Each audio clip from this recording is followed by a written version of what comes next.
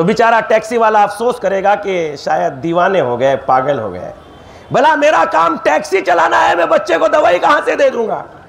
आगे एक दफ्तर पड़ा हुआ था, उसमें एक काली टाई लगाए हुए, कोट पहने हुए एक आदमी बैठा हुआ था। मैंने समझा इसका लिबास भी बेहतर है, ये मेरे बच्चे को दवाई दे देगा। उसने कहा कि नहीं, मैं भी दवाई नहीं दे सकता, और मुझे अफसोस है आप पर कि आपकी ज़हनी तवाजुन सही नहीं रह गया। मैं और आगे बढ़ा, मैंने पार्टी वाले को पकड़ा, तू ही दवाई दे दे। कहा मेरा काम वजन उठाना है, दवाई देना नहीं है। कहा फिर मुझे किसके पास ले जाना पड़ेगा? कहा उसके पास तुम्हें जाना पड़ेगा जो बदन के एतबार से मुकम्मल जानकारी हो।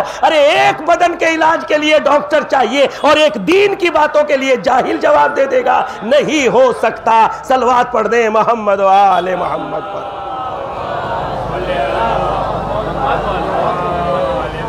नहीं हो सकता, उसके लिए भी आलिम चाहिए जो दीन का मुकम्मल इदियान का मुकम्मल इल्म रखता हो, वही जवाब देगा। उसके बाद इमाम की बातें देखिए, नहजुल बलागा में क्या बात इमाम ने इरशाद फरमाई, बहुत तवज्जो। जबकि ये बातें हो सकता है समझ में नहीं आए। एक जगह इमाम ने गुनाह को भी अच्छा बताया, मगर अभी समझ में नहीं आएगी जब तक इसकी वजाहत नहीं होगी। इमाम ने फरमाया वो गुनाह कितने अच्छे हैं उन नेकियों से, किन नेकियों से।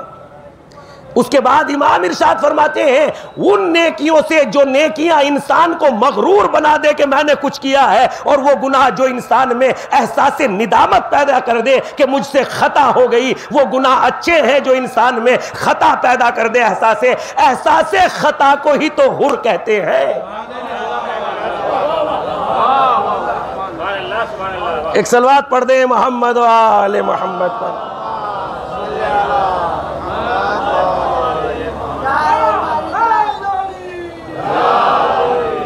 एहसास खता को ही तो हुर कहते हैं। जिसे अपनी खता का एहसास हो गया वो हुर बन गया, और जिसे खता का एहसास ना हुआ वो पिसरे साद रह गया। पिसरे साद लानतुल्लाह अलैह है और हुर रहमतुल्लाह अलैह है। एहसास खता तो रहमतुल्लाह अलैह बना देती है।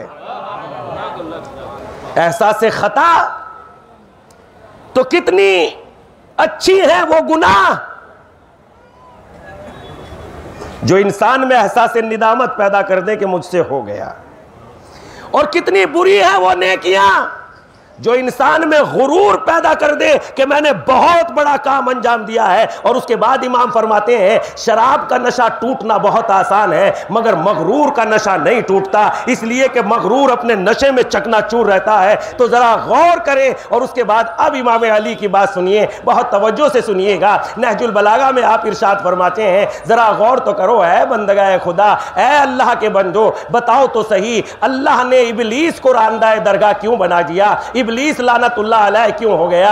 इबलीस अल्लाह की बारगाह से रांदा क्यों हो गया? क्यों निकाल दिया गया खुदावंद आलम ने उसे अपनी बारगाह से? तो आप सब कहेंगे, इमाम ने भी जवाब नहजुल बलागा में दिया है। इमाम ने फरमाया आप सब यही कहेंगे। उसके बाद इमाम ने फरमाया आपका जवाब यही होगा, खुदा की नाफरमानी की वजह से इबलीस इबलीस बन गया। तो उसके बाद इमाम फरमाते हैं सबके दहन में हाथ डाल के, सबकी ठेड़ियों में गोया इमाम अली हाथ डाल के पूछ रहे हैं बताओ तो सही, इबलीस को क्यों अल्लाह ने रांदा दरगाह बना दिया? तो आप सभी कहेंगे कि उसके मगरूर के गुरूर की बुनियाद पर, उसके तकब्बुर की बुनियाद पर। और फिर इमाम सबसे पूछ रहे हैं, सबकी ठोड़ियों में हाथ डाल के पूछ रहे हैं बताओ तो सही इबलीस किसका बंदा है? बताओ तो सही इबलीस किसका बंदा है? अरे कुछ तो बोलो, इबलीस किसका बंदा है? इबलीस किसका बंदा है? तो क्या जवाब है आपके पास? खुदा का ही तो बंदा है। कोई मखलूक ऐसी है ही नहीं जिसको खुदा ने ना बनाया हो।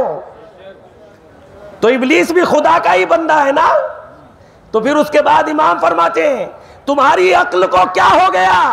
एक को तकब्बुर की बुनियाद पर मसलन रांदाए दरगाह बना दे और तुम्हें तकब्बुर की बुनियाद पर कहेगा आओ गुलामबाज जन्नत तुम्हारे लिए खाली कर दी गई है।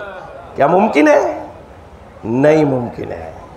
लिहाजा इस एतबार से गौर करें कि अल्लाह की बारगाह में गुरूर ना करें, तकब्बुर ना करें, बस अमल अल्लाह के लिए अंजाम दें। और अमल वही बाकी है। अगर हुसैन अपने नामो निशान के लिए कुर्बानियां देते तो कभी जिंदा ना रहते। हुसैन ने अल्लाह के लिए कुर्बानियां दी है तो कयामत तक उन्हें कोई शय मिटा नहीं सकती। चूंकि जो चीज अल्लाह के लिए होती है वही बाकी रहती है, और जो चीज गैर खुदा के लिए होती है वो बाकी नहीं रहती। आपने अयाज का नाम सुना होगा। अयाज एक वजीर था और महमूद एक बादशाह था। बहुत तवज्जो के साथ सुनिएगा। महमूद एक बादशाह था और अयाज एक वजीर था। अयाज बहुत गरीब था, पहले ये गुलाम था। इसी महमूद का पहले ये गुलाम था, लेकिन सच्चाई की बुनियाद पर, अपनी ईमानदारी की बुनियाद पर अल्लाह ने इसे इज्जत दी और ये बादशाह का मुकर्रब बन गया, वज़ीर बन गया। अब जाहिर सी बात है कि लोग एतराज़ करते हैं। लोगों ने बादशाह पर एतराज़ किया, बादशाह सलामत, आप अयाज को बहुत चाहते हैं। बहुत तवज्जो रखिएगा और ये जुमला याद रखिएगा, जो काम खुदा के लिए होता है वो बर्बाद नहीं होता, और जो काम दूसरों के लिए होता है वो कभी आबाद नहीं होता। एक आलिम दीन का एक छोटा सा वाक़या है, इंतकाल हो गया। बड़ी किताबें लिखी थी, बड़ी नमाज़ें पढ़ाई थी, मस्जिद में पेश नमाज थे, बड़ी दीन की खिदमत की थी, तकरीरें की थी, लेक्चर दिए थे, गुफ्तगू की थी। इंतकाल हो गया। अपने दोस्त के ख्वाब में आए। दोस्त ने फ़ौरन पूछा, किताबें लिखी थी वो काम आई, नमाज़ें पढ़ाई थी वो काम आई, क्या काम आया? का किताबें तो ये कह के रद्द कर दी गई कि अपनी शोहरत के लिए तहरीर की थी। ये जुमला याद रखिएगा कि जो काम खुदा के लिए होता है वही बाकी रहता है, बस। और इसीलिए हमें बिस्मिल्लाह की जो तबलीग की गई है कि अपने हर काम में बिस्मिल्लाह से आगाज़ कीजिए, हर छोटा बड़ा काम कीजिए तो पढ़िए बिस्मिल्लाहिर्रहमानिर्रहीम, इसलिए कि बका उसी के नाम के साथ है। चूंकि वो बाकी है तो जब वो बाकी है तो उसके नाम से शुरू होने वाला काम भी बाकी रहेगा। तो इसीलिए हमें तबलीग की गई, हमें बताया गया, हमें तालीम दी गई, हर काम के आगाज में बिस्मिल्लाह पढ़िए, बिस्मिल्लाह हर काम के आगाज में। यहां तक कि आप चल रहे हैं तो बिस्मिल्लाह पढ़ के चलिए, उठ रहे हैं तो बिस्मिल्लाह पढ़िए, बैठ रहे हैं तो बिस्मिल्लाह पढ़िए, हर चीज को बिस्मिल्लाह से अंजाम दीजिए। बहुत सारी तकलीफें तो बिस्मिल्लाह को जिंदगी में लाने की वजह से बहुत सारी तकलीफों से निजात पा जाओगे। बस सिर्फ बिस्मिल्लाह ले आइए अपनी जिंदगी में। उसके बाद बिस्मिल्लाह के सिलसिले में खैर तो हमें इसीलिए कि खुदा का नाम बाकी है का शोहरत की वजह से तहरीर की गई, रद्द कर दी गई। नमाजें का रियाकारी की वजह से रद्द कर दी गई। का फिर निजात कैसे मिली, आ कैसे गए? का किताब लिख रहा था, लिखते लिखते कलम पर एक मक्खी बैठ गई, तन्हाई थी, कोई देखने वाला नहीं था। मैंने ये सोच के अपना कलम रोक लिया कि अल्लाह की मखलूक प्यासी है, लिहाजा इसे सैराब होने दो। अल्लाह ने उसकी वजह से मुझे निजात अता कर दी है। जरा गौर तो करो, जब अल्लाह की निगाह में इतना मुख्तसर सा काम, मगर काम खुदा के लिए हो, बंदों के लिए ना हो। बस हर काम अल्लाह के लिए हो। मेरी इबादत, मेरी गुफ्तगू, मेरा उठना, मेरा बैठना, मेरा सोना, मेरा मजलिस पढ़ना, मेरा मजलिस करना, मेरा मजलिस सुनना, मेरा मातम करना, मेरा नोहा पढ़ना, मजलिसें दूसरों की अजियत का सबब नहीं बनती, मजलिसें तो दूसरों की तबलीग और हिदायत का सबब बनती हैं।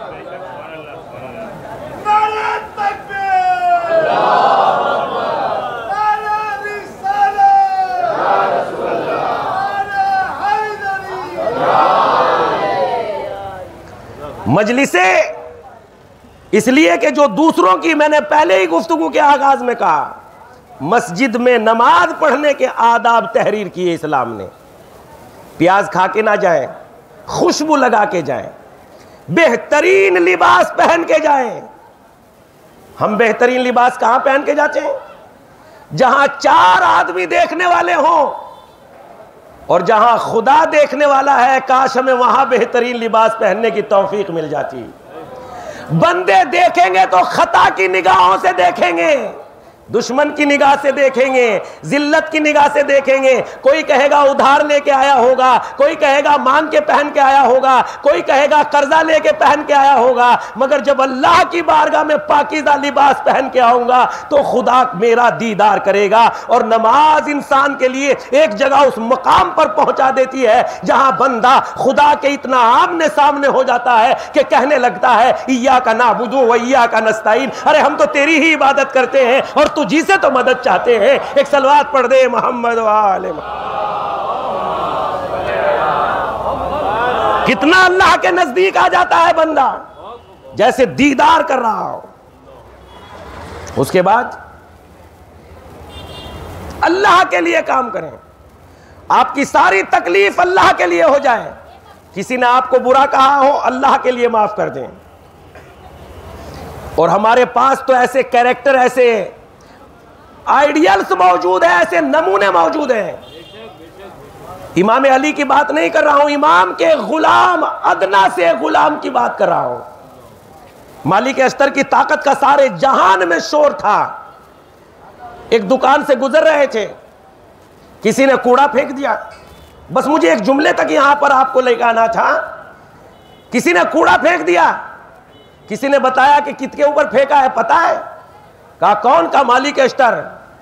अब चूंकि जलील इंसान की हकीकत यह होती है कि वो ताकत को सामने रखता है और अपने आप को डर जाता है, ये ताकत से खौफ खाता है। मगर क्या कहना, किसी आलिम दीन ने बहुत अजीम जुमला कहा, दुनिया में जितनी भी हुकूमतें आई है लोग उनके जुल्म से डरे हैं, तन्हा अली की हुकूमत ऐसी आई है जिसमें अली के अदल से डरा गया है, जुल्म से कोई नहीं डरा।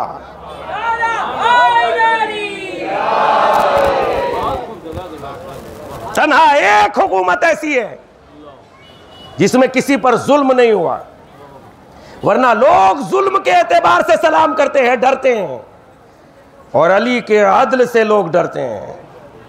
अली अदल का दूसरा नाम इंसाफ, अली की अदालत। अल्लाह अकबर।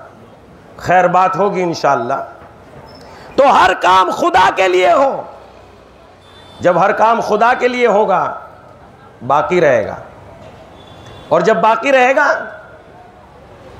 हमेशा कयामत तक बाकी रहेगा। लोगों ने कहना शुरू किया, बादशाह सलामत, आप अयाज को बहुत ज्यादा चाहते हैं, बहुत ज्यादा पसंद करते हैं। एक ने कहा, दो ने कहा, तीन ने कहा, 10 ने कहा, 1000 ने कहा। बादशाह को भी एक दिन जो है जहन में आ ही गया कि लोगों पे ये साबित कर दूं कि मैं अयाज को क्यों पसंद करता हूं, मैं अयाज को क्यों चाहता हूं, ये साबित कर दूं। बादशाह ने हुक्म दिया अपने पूरे दरबार में, अपने महल में 1000-2000 जितने भी लोग रहे होंगे, का फुला महीने में फुला तारीख में हमें तफरी के लिए जाना है, एक जंगल की सैर के लिए जाना है, एक बाग की तफरी के लिए जाना है, सैर करने जाएंगे, खाएंगे पिएंगे। ठीक, सब लोग अच्छे अच्छे कपड़े पहन के तैयार हो गए। बादशाह ने खजानेदार को यह हुक्म दिया, खाजिन को, कि एक बड़े से संदूक में कीमती मोती से एक बड़ा सा संदूक भर लिया जाए और उसे हाथी की पुश्त पर लाद दिया जाए। रास्ता पहले से तैयार था, जैसे ये रास्ता जा रहा है इससे थोड़ी चटा चढ़ाई थी। वहां ऐसे रास्ते पे पहुंचने के बाद जब पहाड़ के ऊपर, बात तो आधा लश्कर बिल्कुल पहाड़ के ऊपर बुलंदी पर पहुंच गया, आधा लश्कर थोड़ा चढ़ाई पर था। जब हाथी ऐसी जगह पर आया कि अभी ढलान बाकी था, थोड़ा चढ़ाई पर था, थोड़ा ऐसे था, जब हाथी इस जगह पर आया, बादशाह ने जो है खाजिन से कहा इस मोतियों के संदूक को गिरा दिया जाए और लोगों को ऐसा पता चले कि गिर गया है, गिराया नहीं गया गया है, गिर गया है, गिराया नहीं गया है। बादशाह ने, खाजिन ने ऐसे ही किया, जैसे ही वो संदूक नीचे गिरा, मोती बिखर के कोई इधर गिरा, कोई उधर गिरा, कोई उस गार में पड़ा, कोई दूर तक लड़का। और उसके बाद बादशाह ने हुक्म किया, जो तुम्हें जिसको मोती मिल जाए उसे खजाने में जमा नहीं करना है, बल्कि वो उसका हो जाएगा। जब दौलत मिलने लगती है, आदमी कहां रुकता है, सब बिखर गए, कोई इधर भागा, कोई उधर भागा, मगर अयाज नहीं गया। बादशाह ने मालूम किया, अयाज सब चले गए, तुम क्यों नहीं गए? तो अयाज ने जवाब दिया, वो सब तुम्हें चाहते हैं उसके लिए, और मैं तुम्हें चाहता हूं तुम्हारे लिए। एक सलवात पढ़ दे मोहम्मद वाले।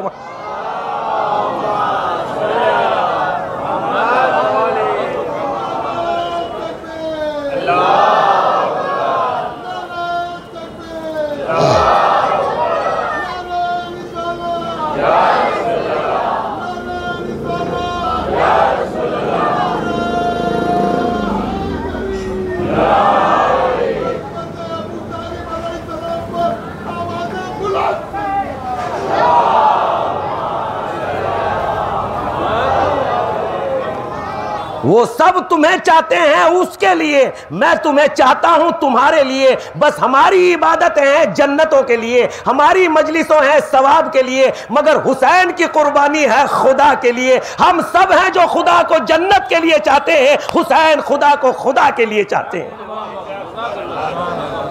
हुसैन खुदा को खुदा के लिए चाहते हैं। और जब खुदा की चाहत, और इसीलिए इनके हर जुमले, इनकी हर बात, आप आइए तारीख़ करबला में हज़रत अली असगर, हज़रत अली अकबर का वो जुमला, जब हज़रत अली अकबर मैदान से वापस आए और बाबा से कहा कि लोहे की गरानी मारे डाल रही है। ये जुमला याद कीजिएगा, लोहे की गरानी मारे डाल रही है।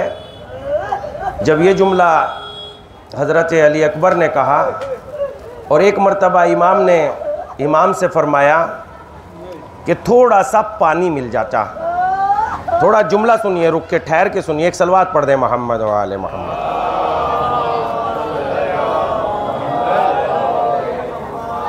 ठहर के थोड़ा सा इस जुमले को सुनिए, ये पूरी तमहीद जो आपकी खिदमत में पेश की।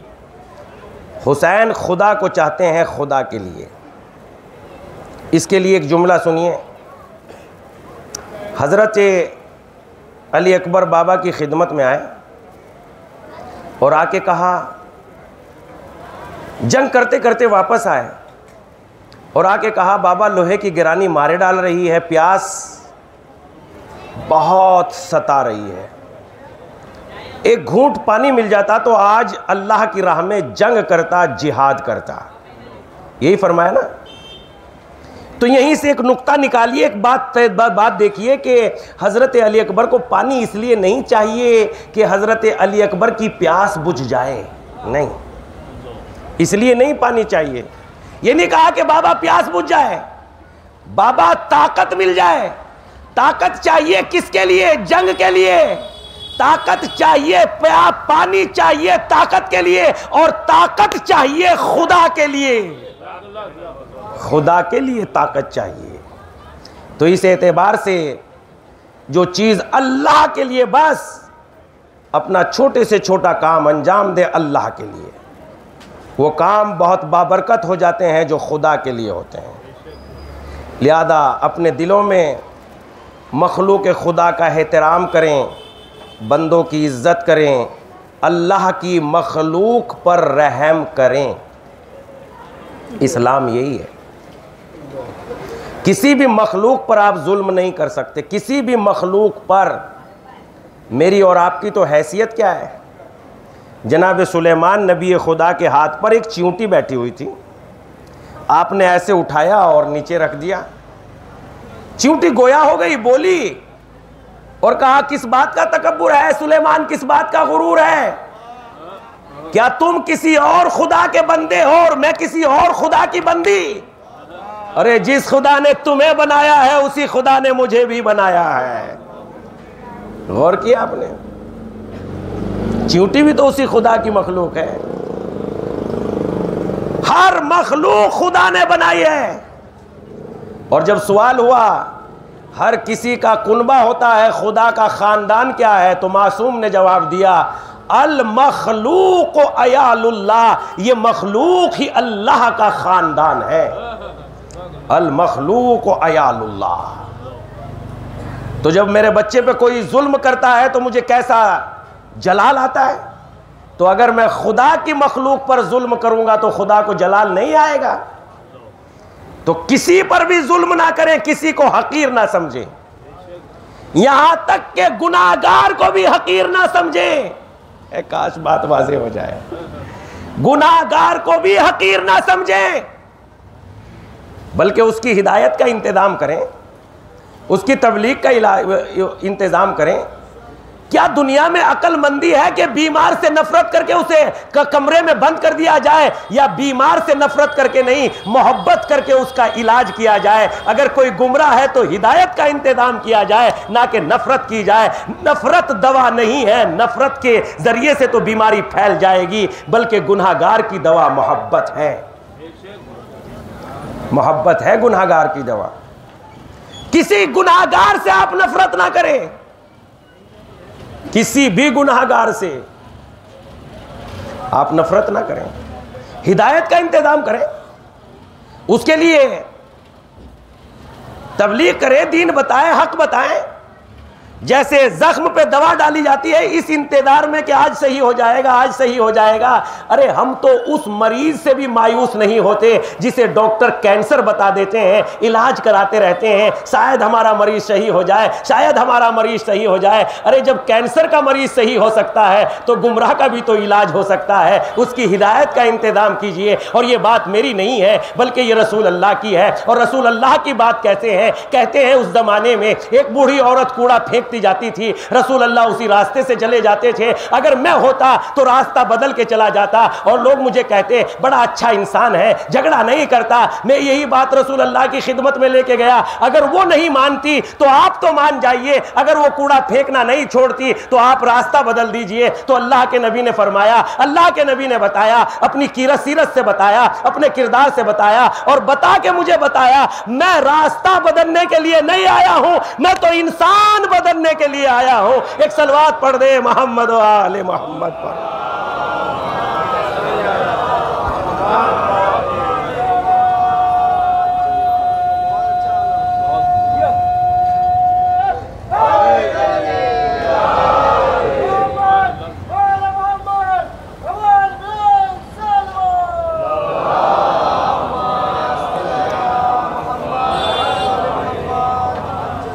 तो मैं रास्ता बदलने के लिए नहीं आया, मैं इंसान बदलने के लिए आया हूँ। रास्ता बदल के मुझे निजात मिल सकती है, रास्ता ना बदल के गुनहगार को निजात मिल सकती है। रास्ता बदल के मुझे निजात मिल जाएगी, कांटे नहीं बिछेंगे, कूड़ा नहीं फेंका जाएगा। मगर उस कूड़ा फेंकने वाली को बदलूंगा कैसे? इस्लाम किरदार से बदला है, इस्लाम किरदार से फैला है, ताकत से नहीं। इसलिए कि जब ये करम देखा, ये मोहब्बत देखी, और उसके बाद एक जुमला जो तारीख ने सभी ने लिखा अपनी अपनी किताबों में, बीमार हो गई तो इयादत के लिए गए, कलेजा है किसी में? जो मेरे ऊपर कूड़ा फेंके अगर वो बीमार हो जाए, कलेजा है मुझ में कि मैं उसकी इयादत के लिए जाऊं? आप में? अरे वो तो कोई गैर थी, ज़ईफा थी, बूढ़िया थी। अगर मेरा अपना भाई मेरी इतनी बड़ी तौहीन कर दे तो जनाजे में ना जाऊं। भला सोचो तो सही कितना खराब इंसान हूं मैं, और कहता हूं मैं रसूल अल्लाह का उम्मती हूं। सीरत रसूल अल्लाह भूले बैठे हैं और कहते हैं अल्लाह के नबी का मैं उम्मती हूं। उम्मती का मतलब ये नहीं होता कि मोहम्मद मोहम्मद पुकारा जाए, मोहम्मद की बातों पर अमल किया जाए तो उम्मती हो। एक सलवात पढ़ दें मोहम्मद वाले।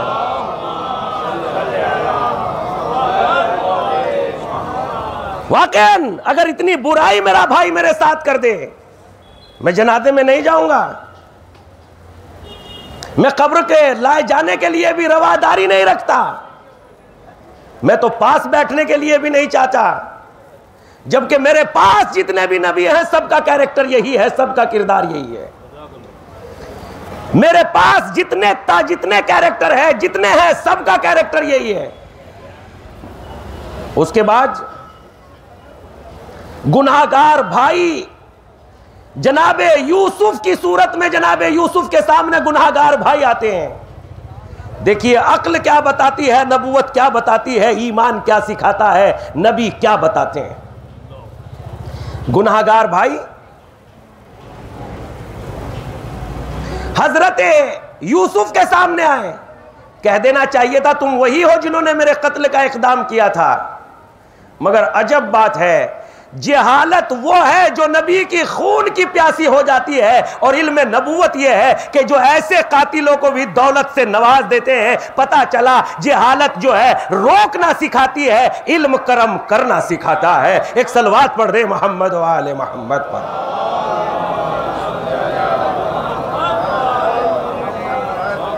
मेरा कोई भाई ऐसा होगा जिसने मुझे कुएं में डाला होगा, मेरी जान का दुश्मन होगा? नहीं।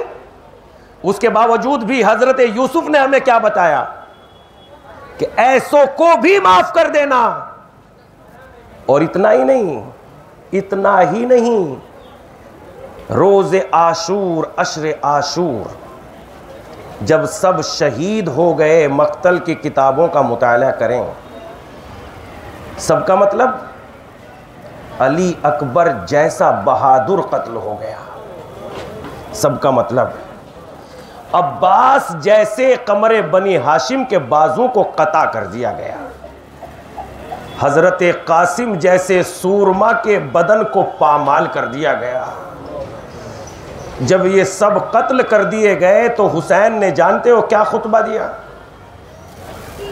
मैं तुम्हें मिसले हुर के माफ़ कर दूंगा, आ जाओ अब भी दीन की तरफ आ जाओ, आ जाओ अब भी इस्लाम की तरफ आ जाओ, आ जाओ अब भी अपने मौला की तरफ आ जाओ। देखो इस्लाम का सीना कितना बड़ा है। इस्लाम, हालांकि अली अकबर अलैहिस्सलाम जैसी बहादुर, अली अकबर जैसी, जब इमाम हुसैन अलैहिस्सलाम से अली अकबर इजाज़त ले रहे थे और कह रहे थे बाबा मुझे भी रज़ा दे दीजिए, उस वक्त हज़रत अली अकबर का जाना इमाम हुसैन के लिए कितना दुश्वार था। और इमाम हुसैन के लिए दुश्वार ही नहीं था, बल्कि एक मर्तबा बाबा ने अपने बेटे को सीने से लगा लिया और सीने से लगाने के बाद कहा, ऐ बेटा अली अकबर, जब मैं कभी अपने नाना की ज़ियारत का मुश्ताक होता था तो बेटा तुम्हारी ज़ियारत करता था। अली अकबर हू बहू रसूल अल्लाह की शबी थे, अली अकबर हू बहू रसूल अल्लाह की शबी। और एक मर्तबा जब बाप को इजाज़त देना ही थी, मर्तबा इजाज़त देते हुए कहा, ऐ अली अकबर जाओ राह खुदा में चले जाओ, मगर जब तक तुम्हारा और मेरा आमना सामना रहे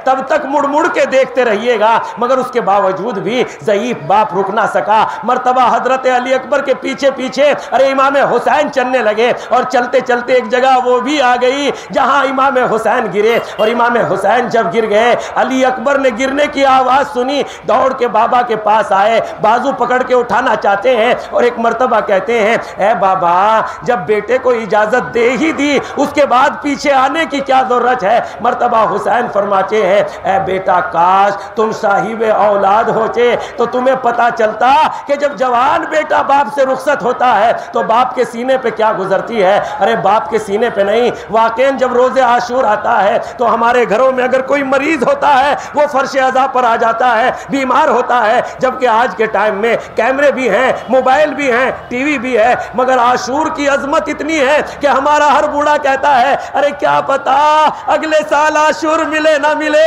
मुझे फर्श अदा पर ले चलो। जब हमारे जवानों के दिल में, हमारे बीमारों के दिल में हुसैन की शहादत का इतना गम है, जरा महसूस करो हुसैन की दुखिया माँ कहाँ करबला में तना, कहाँ मदीने में रह गई होगी, बल्कि करबला में आ गई होगी। और रिवायत भी मिलती है, शबे आशूर में रिवायत मिलती है, नाफे बिन हिलाल बजली कहते हैं कि मैं खेमों का पहरा दे रहा था और खेमों का पहरा देते देते मैंने देखा तन्हाई में हुसैन इब्ने अली अपने खेमे से निकलते हैं और दबे दबे पैर खामोशी के साथ मक्तल की तरफ जाते हैं, मैदान करबला की तरफ जाते हैं। मैंने दिल में सोचा अगर मैंने इजाज़त ली और मौला ने मना कर दिया तो मुझसे रुकना दुश्वार हो जाएगा, इसलिए कि मैं इतनी ताकत नहीं रखता कि हुसैन को मैदान करबला में जाते हुए तन्हा देखूं, मैं यकीनन नहीं रुक सकूंगा। और उसके बाद फरमाते हैं, और अगर मैं इसके बाद तन्हा बगैर इजाज़त लिए हुए चल देते हैं तो ये बेअदबी होगी, मगर उसके बाद चलते रहते हैं। मर्तबा इमाम में हुसैन को आहट महसूस होती है और कहते हैं नाफे तुम हो? हाँ आका, मेरी जुर्अत को माफ़ कर दीजिएगा, मेरी बात को माफ़ कर दीजिएगा, मैं आपको तन्हा मैदान करबला में नहीं जाने दे सकता था। उसके बाद हिलाल बजली, नाफे बिन हिलाल बजली, जब आ ही गए हो तो आ जाओ। हुसैन एक मरतबा मुशाहिदा कराते हैं, ए हिलाल यहाँ वो जगह होगी जो मेरा अली अकबर गिरेगा, यहाँ वो जगह होगी जहाँ मेरा कासिम गिरेगा। यहीं तक बात नहीं है, बल्कि हिलाल कभी इधर देखते हैं कभी उधर देखते हैं। एक मरतबा मौला कहते हैं, ए हिलाल मैं तुम्हें बता रहा हूँ, तुम इधर उधर देखते हैं। हाँ मौला देख तो रहा हूँ मगर दिखाई नहीं देता। का हिलाल क्या देखना चाहते हो? अरे जब से मैदान में आया हूँ कोई रोने वाली की आवाज ऐसे आती है जैसे कोई माँ अपने जवान के लाशे पे रो रही हो। सुनाई दे रहा है मगर दिखाई नहीं दे रहा। हाँ हिलाल वो मेरी माँ फातिमा ज़हरा है जो मेरे करबला में मेरे साथ और मेरे जाना मेरे लाशे पर रोने के लिए यकीनन माँ मेरे साथ साथ है। अला लानतुल्लाहि अला कौमिल ज़ालिमीन वस्सयअलमुल्लज़ीना ज़लमू अय्यामुन क़लबी यनक़लिबून। परवरदिगारा तुझे वास्ता मोहम्मद वाले मोहम्मद का हमारी मुख्तसर सी इबादत को कबूल फरमा। परवरदिगारा हमें अपनी मारिफत की तौफ़ीक़ इनायत फरमा। परवरदिगारा सारी खुसूसियतें जो मेरे अंदर पाई जाती हैं, मैं आलिम हूँ, मुबल्लिग हूँ, आलिम दीन हूँ, मसलन पैसे वाला हूँ, दौलत मालिक, इन सब बातों को नपैद फरमा और मुझे अपना खालिस बंदा बनने की तौफ़ीक़ इनायत फरमा। परवरदिगारा मेरे काम दुनिया के लिए नहीं बल्कि तेरे लिए हो जाए ऐसी तौफ़ीक़ इनायत फरमा। परवरदिगारा मेरा उठना बैठना, हम सब का उठना बैठना, मजलिस मातम सब खुदा के लिए हो जाए ऐसी सआदत इनायत फरमा। परवरदिगारा दुनिया नहीं तू हासिल हो जाए ऐसी सआदत अता फरमा। परवरदिगारा जहाँ जहाँ इंसान आबाद है, जहाँ पर ये मजलिस हो रही है, सबकी जान की, माल की, इज़्ज़त की, आबरू की हिफाजत फरमा। परवरदिगारा हर इंसान को इस्लाम में गौर व फिक्र करने की तौफ़ीक़ अता फरमा। परवरदिगारा जो इस्लाम ला चुके हैं तमाम मुसलमानों की हिफाजत फरमा, शर्र शैतानी से निजात फरमा। परवरदिगारा जालिम से निजात अता फरमा। परवरदिगारा मज़लूम की मदद फरमा। परवरदिगारा अपनी आखिरी हुज्जत जो हमारे नबी की नस्ल से हैं उनके ज़हूर में ताजील फरमा, हमें उनके आवान व अंसार में शुमार फरमा। रब्बना तक़ब्बल मिन्ना इन्नका अंतस समीउल अलीम। एक मरतबा सूरह हम्द और 3 मरतबा सूरह तौहीद की तिलावत फरमा कर कुल मोमिन मोमिनात, खुसूसन इस फ़र्श अज़ा के बानी हज़रात जिन्होंने हिस्सा लिया है उनके मरहूमीन की अरवाह को हिस्सा दें।